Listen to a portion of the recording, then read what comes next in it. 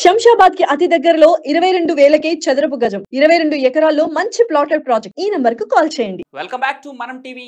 నేను మీ పవన్ బెస్వాడ. ఉత్తరప్రదేశ్లోని మీర్జాపూర్లో వరుడు చేసిన పనికి ఫస్ట్ నైట్ రోజే నవ దంపతులు విడిపోయారు. మీర్జాపూర్ జిల్లాలోని కచ్వాన్కు చెందిన యువకుడితో వారణాసి జిల్లాలోని కప్సేతికి చెందిన యువతికి మే 15న వివాహం జరిగింది. వివాహ కార్యక్రమాలన్నీ పూర్తి చేసుకున్నాక 6వ రోజున ఇద్దరికి ఫస్ట్ నైట్ అరేంజ్ చేశారు. అయితే వరుడు కూల్ డ్రింక్లో బీరు, పాలలో మత్తుమందు కలిపి తాగించాడు.